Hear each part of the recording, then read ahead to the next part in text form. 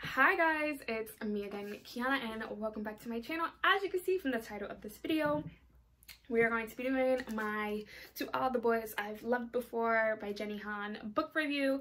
I have started recently doing my reread of the To All the Boys I've Loved Before trilogy because the last time I read it was about 3 years ago. I honestly don't remember anything that has happened, and as we all know, the movies are coming out. The first and the second one is already out. So I ended up rereading it. I did tab it up and I'm going to explain everything. I'm going to go in depth. For those who don't know how I do my book reviews, I do my rating. My rating if I physically read it or if I listen to an audiobook. I do my favorite characters, my least favorite characters, you know, the synopsis, and then the review. Everyone basically knows what this book is about. So in this book, we follow a girl named Laura Jean Covey, and she keeps her love letters in a hat box her mother gave her.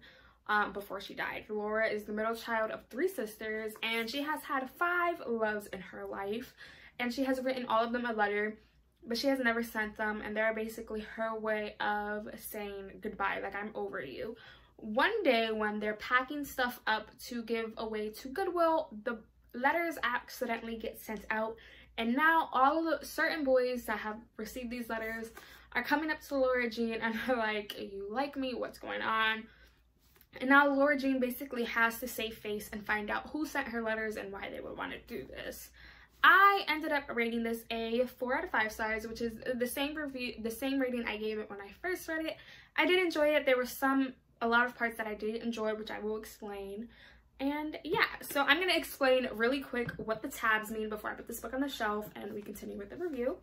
So whenever I tab, I always put a little sticky note right on the beginning of the book and explains the color. So pink is cute moments, orange is relatable, yellow are quotes, green, favorite parts, purple, things that annoyed me, blue is for sad, and then red are for cute or annoyed family moments. So we're going to put this on the shelf and we're going to jump into favorite, least favorite, and my review. So my least favorite characters were Margot, Kitty, and Peter Kavinsky. I didn't really enjoy Margot in this. You know, she was the oldest sister. You know, ever since her mother died, she felt it was her goal to protect the family and do all of that. But now that she's going away to college, she's scared that they're not going to need her anymore. And that does happen. But how she projected it annoyed the shit out of me. Kitty wasn't really my favorite in this either. You know, she is the youngest. They have always treated her as a baby, but she has taken it too far. She was the one who sent out Laura Jean's letters, as we find out towards the end, because she was mad that Laura Jean made a joke about her liking her sister's ex-boyfriend, which was really annoying.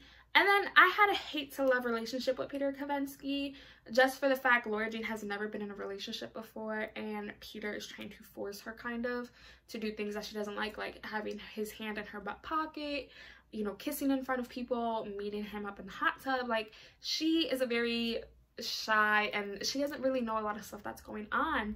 So for him to try to force that on her is really annoying. And then my favorite characters was, of course, Laura Jean and her best friend, Chris. Chris was my favorite for the fact Chris was very straight up and honest, and when that entire rumor was going on that Laura Jean and Peter had sex in the hot tub, she stood up for Laura Jean. She protected him against Kavinsky and was like, walk away, like, do not come near her. And then, of course, Laura Jean, you know, she's our main character. We see, this is literally from her entire point of view. Again, it was like a hate-to-love relationship like Peter.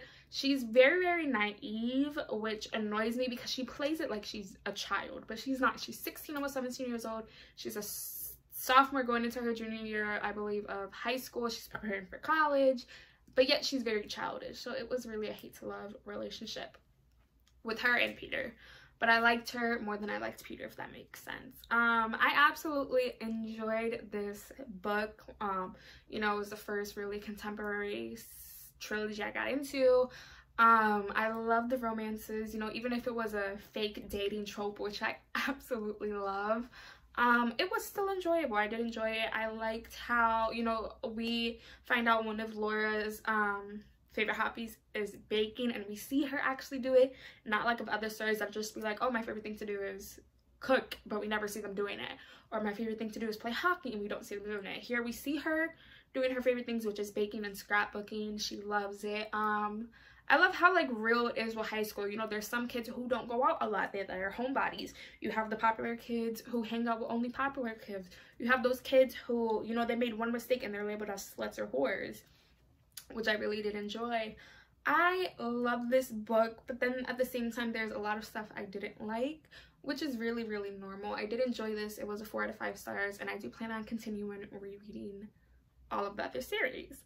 But that's pretty much all I have to say for my review for To All the Boys I Loved Before. I'll be leaving here on the side of me 2 videos I honestly feel you guys should go check out. I try my hardest really to post 2 to 3 times a week, and so far I've been doing good. You know, with this whole coronavirus things, it's gonna get more. And yeah, I'll be seeing you guys very, very soon with another video.